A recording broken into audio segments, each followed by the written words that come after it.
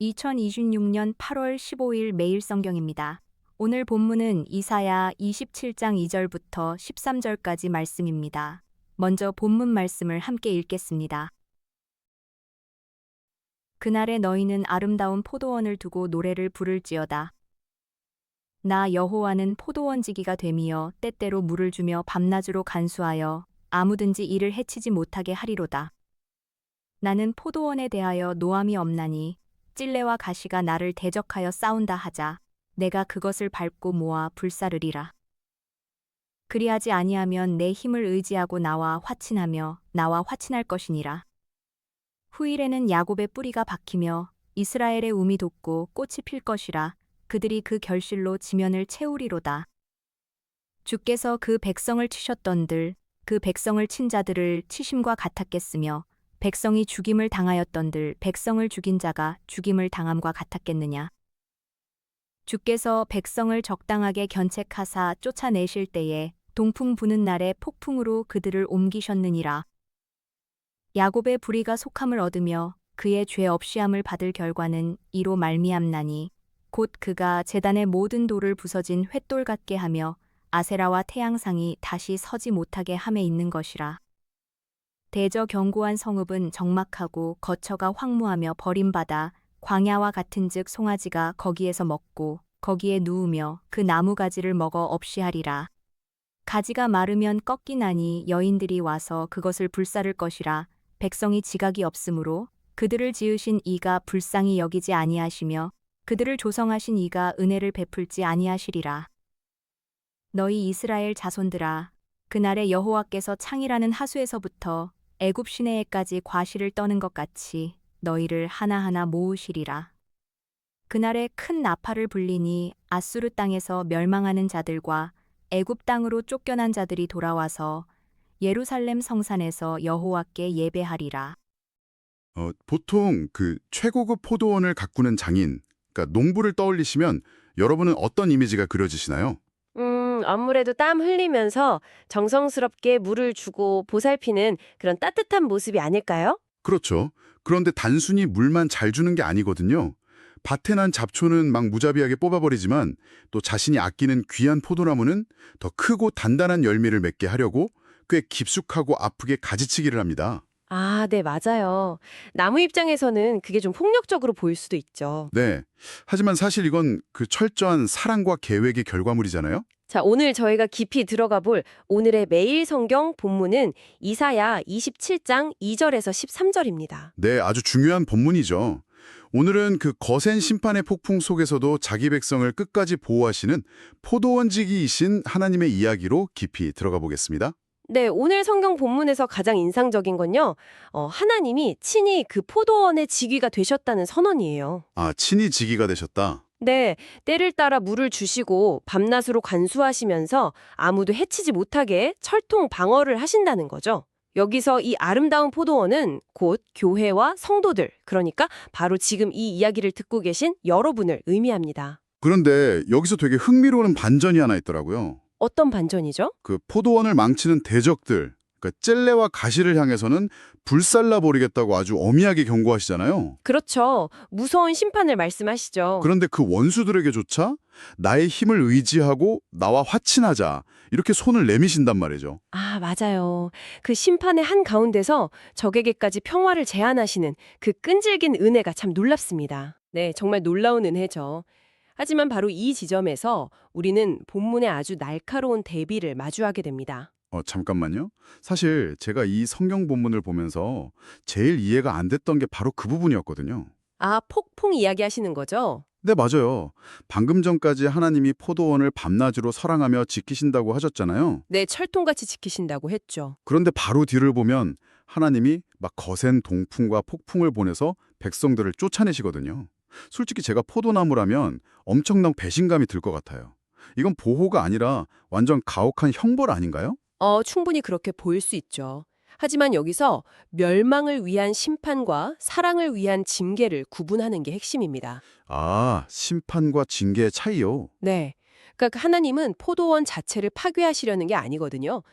대적들은 말라비틀어져서 불쏘시개가 될 가지처럼 완전히 파멸하지만 이스라엘에게 내리신 징계는 본문에서 적당한 견책이었다고 말합니다. 아, 적당한 견책이요. 듣다 보니까 그 큰 수술을 받고 나서 하는 아주 혹독한 재활 치료가 떠오르네요. 재활치료요? 아주 좋은 비유네요. 네, 환자 입장에서는 치료사가 막 나를 고문하는 것 같이 아프고 원망스럽잖아요. 그런데 사실 그 고통은 내 다리를 다시 걷게 하려는, 그러니까 나를 살리기 위한 과정인 거잖아요. 와, 완벽한 비유입니다. 본문을 보면 그 폭풍 같은 징계에 명확한 목절이 나오거든요. 목적이 뭐죠? 바로 아세라와 태양상 같은 우상의 제단 돌들을 산산조각내는 겁니다. 이 우상들은 단순한 조각상이 아니라 이스라엘이 하나님을 그냥 약간 액세서리쯤으로 여기고 풍요를 위해서 이방신들에게 양다리를 걸쳤던 영적 외도의 상징이었어요. 아, 그러면 그 거센 폭풍은 환자를 죽이려는 게 아니라 그들 내면에 아주 깊이 뿌리 박힌 영적인 암덩어리를 도려내기 위한 하나님의 외과 수술이었던 거네요. 정확합니다. 그 수술, 그러니까 그 정화의 바람이 휩쓸고 간 후의 장면이 저는 개인적으로 정말 감동적이더라고요. 네, 하나하나 모으시는 장면이죠. 맞아요. 우상이 산산조각 난 뒤에 하나님의 백성을 다시 모으시는데 무슨 거대한 기계로 밭을 한 번에 쓸어 담듯이 대량으로 하시는 게 아니잖아요. 그렇죠. 아주 섬세하게 하시죠. 네, 이사야 27장 12절을 보면 과실을 떠는 것 같이 하나하나 일일이 모으신다고 해요. 이 디테일이 참 놀랍습니다. 네, 그리고 그들이 어디서부터 모이는지를 아는 것도 굉장히 중요해요. 어디서 모이나요? 큰 나팔 소리가 울려 퍼질 때 아수르 지역인 유브라데 강부터 애굽 시내에 흩어졌던 자들이 예루살렘으로 돌아온다고 선포되거든요. 아, 유브라데 강과 애굽시네요. 네, 고대 이스라엘 사람들에게 아수르와 애굽은 그냥 단순한 지명이 아니었어요. 그들을 짓밟았던 가장 두렵고 거대한 제국들, 그러니까 인간이 경험할 수 있는 가장 깊고 캄캄한 절망의 끝을 의미했습니다. 와, 절망의 끝이요. 네, 바로 그 완벽한 절망의 땅에서부터 회복의 기적이 일어난다는 거죠. 결국 오늘 우리가 살펴본 이사야 27장 2절에서 13절을 관통하는 메시지는 되게 분명하네요. 네, 어떤 메시지죠? 맹렬한 폭풍조차도 우리를 파멸시키기 위함이 아니라 불순물을 제거하기 위한 농부의 손길이라는 거요. 네, 그리고 마침내 그 절망의 끝에서 알곡을 하나하나 거두시는 하나님의 완벽한 구원 계획인 거죠. 맞습니다. 하나님의 징계는 언제나 회복이라는 더 큰 그림을 향해 있으니까요. 자, 오늘 이 성경 본문이 우리에게 남기는 의미를 되새겨보면서 지금 이 이야기를 듣고 계신 여러분에게 한 가지 질문을 남기고 싶습니다. 네, 좋네요. 우리는 매일 수많은 데이터나 알고리즘 속에서 그저 하나의 숫자나 통계로 취급받는 시대를 살고 있잖아요. 그렇죠. 현대사회에서는 많이들 그렇게 느끼죠. 그런데 온 우주를 다스리시는 창조주 하나님이 공장에서 대량 생산된 물건을 쓸어 담듯이 여러분을 구원하시는 게 아니라 세상 가장 어두운 곳에 있는 당신을 하나하나 일일이 찾아내어 부르신다는 사실 말입니다. 참 위로가 되는 말씀이네요. 네, 누군가에게 그토록 고유하고 절대적인 존재로 여겨진다는 것은 오늘 여러분의 하루를 어떻게 바꿔놓을까요? 오늘 하루 이 질문을 한번 깊이 묵상해 보시길 바랍니다. 성경을 읽겠습니다. 이사야 59장에서 62장 말씀입니다. 여호와의 손이 짧아 구원하지 못하심도 아니요 귀가 둔하여 듣지 못하심도 아니라 오직 너희 죄악이 너희와 너희 하나님 사이를 갈라놓았고 너희 죄가 그의 얼굴을 가리어서 너희에게서 듣지 않으시게 함이니라. 이는 너희 손이 피해 너희 손가락이 죄악에 더러워졌으며 너희 입술은 거짓을 말하며 너희 혀는 악독을 내밀어. 공의대로 소송하는 자도 없고 진실하게 판결하는 자도 없으며 허망한 것을 의뢰하며 거짓을 말하며 악행을 잉태하여 죄악을 낳으며 독사의 알을 품으며 거미줄을 짜나니 그 알을 먹는 자는 죽을 것이요 그 알이 밟힌즉 터져서 독사가 나올 것이니라. 그 짠 것으로는 옷을 이룰 수 없을 것이요 그 행위로는 자기를 가릴 수 없을 것이며 그 행위는 죄악의 행위라. 그 손에는 포악한 행동이 있으며 그 발은 행악하기에 빠르고 무죄한 피를 흘리기에 신속하며 그 생각은 악한 생각이라. 황폐와 파멸이 그 길에 있으며 그들은 평강의 길을 알지 못하며 그들이 행하는 곳에는 정의가 없으며 굽은 길을 스스로 만드나니 무릇 이 길을 밟는 자는 평강을 알지 못하느니라. 그러므로 정의가 우리에게서 멀게서 멀고 공의가 우리에게 미치지 못한즉 우리가 빛을 바라나 어둠뿐이요 밝은 것을 바라나 캄캄한 가운데에 행함으로 우리가 맹인같이 담을 더듬으며 눈 없는 자 같이 두루 더듬으며 낮에도 황혼 때 같이 넘어지니 우리는 강장한 자 중에서도 죽은 자 같은지라. 우리가 곰같이 부르짖으며 비둘기같이 슬피 울며 정의를 바라나 없고 구원을 바라나 우리에게서 멀도다. 이는 우리의 허물이 주의 앞에 심히 많으며 우리의 죄가 우리를 쳐서 증언하오니 이는 우리의 허물이 우리와 함께 있음이니라. 우리의 죄악을 우리가 아나이다. 우리가 여호와를 배반하고 속였으며 우리 하나님을 따르는 데에서 돌이켜 포악과 패역을 말하며 거짓말을 마음에 잉태하여 낳으니 정의가 뒤로 물리침이 되고 공의가 멀리 섰으며 성실이 거리에 엎드러지고 정직이 나타나지 못하는도다.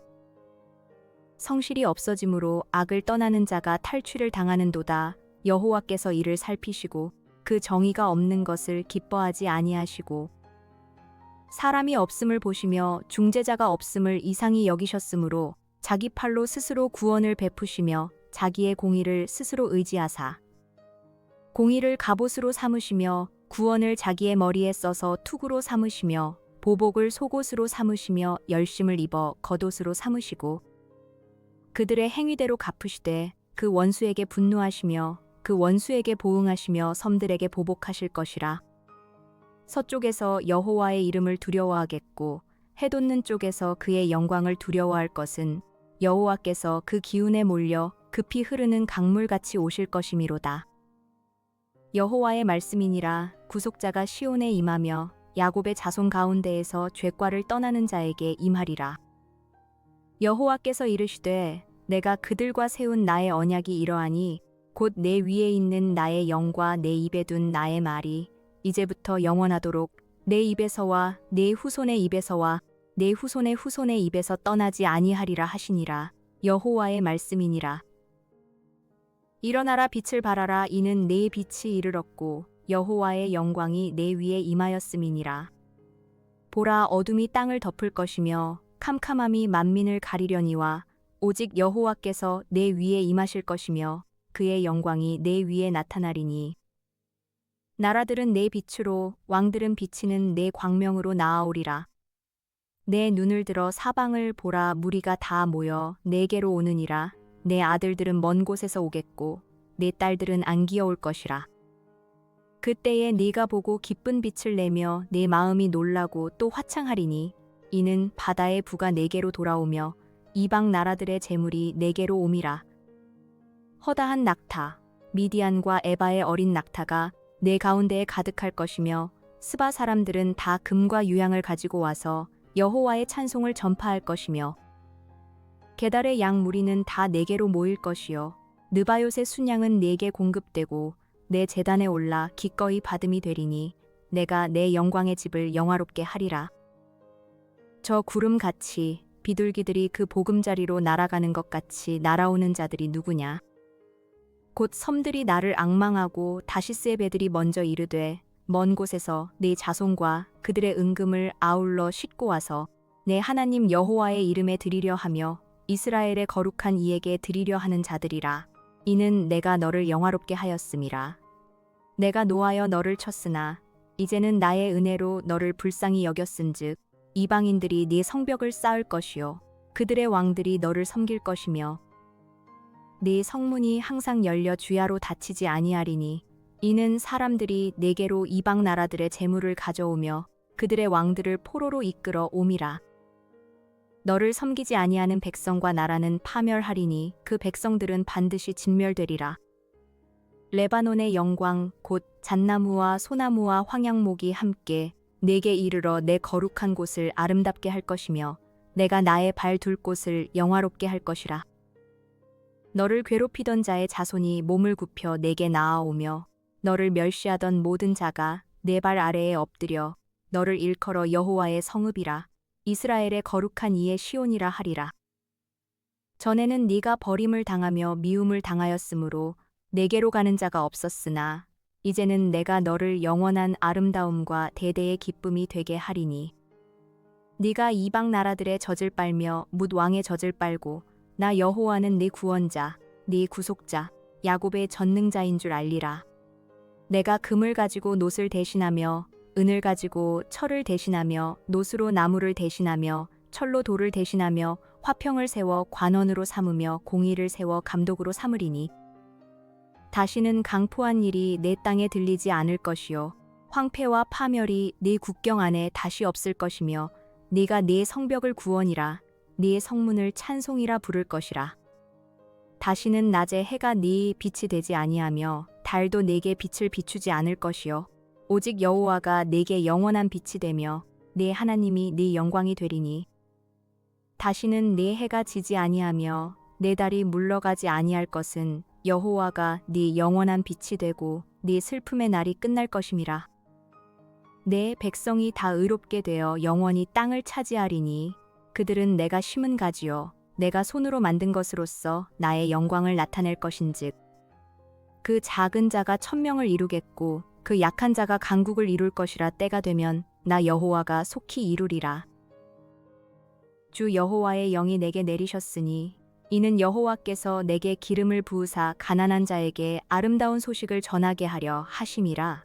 나를 보내사 마음이 상한 자를 고치며 포로된 자에게 자유를, 갇힌 자에게 노임을 선포하며 여호와의 은혜의 해와 우리 하나님의 보복의 날을 선포하여 모든 슬픈 자를 위로하되 무릇 시온에서 슬퍼하는 자에게 화관을 주어 그 죄를 대신하며 기쁨의 기름으로 그 슬픔을 대신하며 찬송의 옷으로 그 근심을 대신하시고 그들이 의의 나무 곧 여호와께서 심으신 그 영광을 나타낼 자라 일컬음을 받게 하려 하심이라.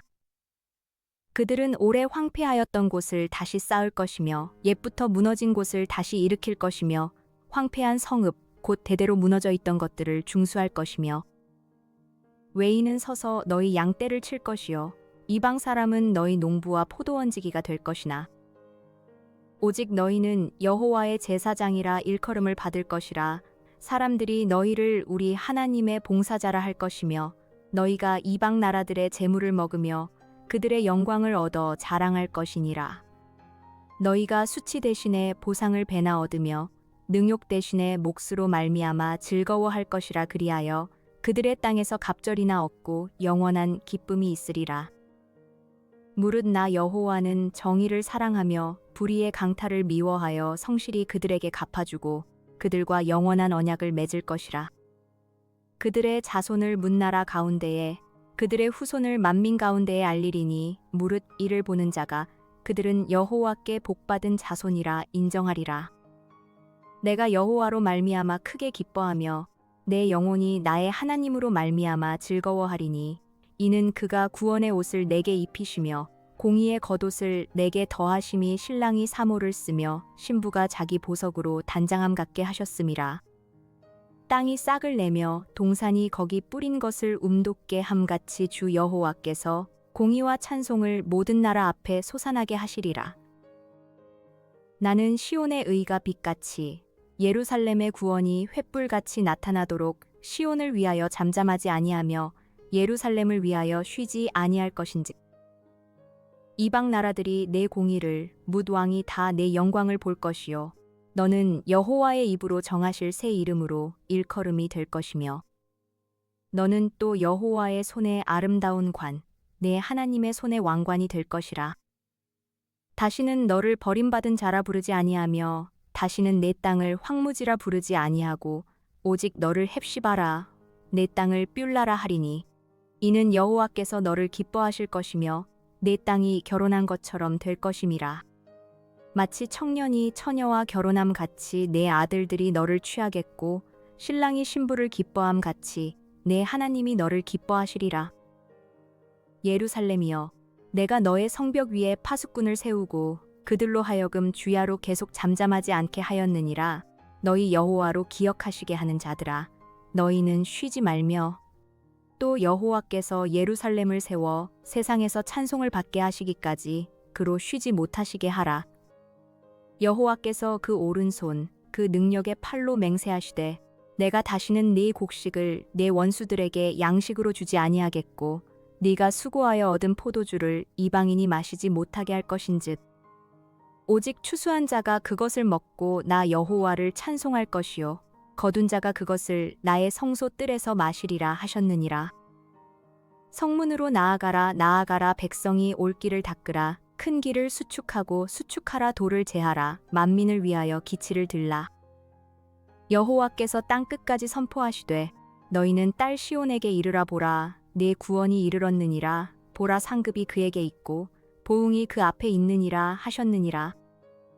사람들이 너를 일컬어 거룩한 백성이라 여호와께서 구속하신 자라 하겠고 또 너를 일컬어 찾은 바 된 자요 버림받지 아니한 성읍이라 하리라. 오늘의 뉴스를 듣고 함께 기도하겠습니다. 세대 특검 이후 남은 사건을 수사하는 권창영 2차 종합특별검사팀이 감사원의 용산 대통령실 관저 이전 의혹 감사 배당 과정을 수사하고 있습니다. 특검팀은 최근 감사원을 압수수색해 관련 정황을 뒷받침하는 자료를 확보했으며 감사원은 2024년 3월 유병호 감사위원회 측근으로 꼽힌 김영신 감사위원을 해당 감사의 주심위원으로 배정했습니다. 부동산 세제 개편안에 대한 국민 의견이 5천 건을 넘어섰습니다. 접수된 의견은 개편안이 불합리하거나 문제가 있다는 내용이 대부분이며 정부가 안을 내놓기 전에 세부 내용을 더욱 정교하게 설계했어야 한다는 비판이 나오고 있습니다. 12일 코스피는 반도체뿐 아니라 여러 업종이 고르게 오르며 큰 폭의 상승세를 나타냈습니다. 부실 기업을 가려내기 위한 상장 폐지 요건도 강화되면서 주가가 1,000원에 미치지 못하는 동전주를 포함해 36개 기업이 관리 종목으로 지정됐습니다. 오는 10월부터 지상파와 종합편성 채널 등 텔레비전 채널과 라디오 채널의 30분짜리 프로그램에도 중간 광고를 넣을 수 있게 됩니다. 방송 규제 완화에 따라 채널별 하루 광고 시간도 전체 방송 시간의 20%까지 늘어납니다. 미국 국무부가 중동 지역의 자국 대사관들의 소수 인력으로 운영을 지속할 수 있는 계획을 마련하도록 요청한 것으로 보도됐습니다. 이는 중동 전쟁이 해결되지 않고 장기화할 조짐을 보이는 가운데 미국 정부가 현지 대사관의 정상적인 인력 배치를 회복하기 어렵다고 판단한 데 따른 조치로 해석됐습니다. 오늘의 선교 소식으로는 인도를 중심으로 살아가는 약 1,134만 명의 안사리족을 소개합니다. 안사리족은 우르두어를 사용하며 전통적으로 비단을 짜고 옷감을 판매해왔고 오늘날에는 여러 소규모 사업에 종사하지만 가난과 문맹으로 어려움을 겪는 이들도 많습니다. 대부분 수니파 이슬람을 따르고 복음을 믿는 사람은 2% 미만이며 완역 성경과 복음 자료는 마련되어 있습니다. 함께 기도합시다. 대통령실과 관저 이전 의혹에 대한 감사 배당 과정이 공정하게 밝혀지고 국가기관이 권력이나 이해관계에 흔들리지 않으며 국민의 신뢰를 회복하도록 기도합시다. 부동산 세제와 증권시장 제도가 국민의 삶과 시장의 안정을 세심하게 반영하고 정책 변화로 인한 피해와 혼란이 줄어들도록 기도합시다. 방송 광고 규제 완화 과정에서 시청자와 청취자의 권익이 보호되고 방송사들이 상업적 이익과 미디어의 공공적 책임 사이에서 바른 기준을 세우도록 기도합시다. 중동의 전쟁과 긴장이 속히 멈추고 각국 지도자들이 보복과 무력 충돌을 확대하지 않으며 현지 주민과 외교 인력의 생명과 안전을 지키도록 기도합시다. 인도의 안사리족에게 복음의 문을 열어주시고 현지 신자와 사역자들을 보호하시며 예수 그리스도를 따르는 믿음의 공동체가 세워지도록 기도합시다. 나라와 민족, 열방 선교지와 섬기는 교회를 위해 기도합시다.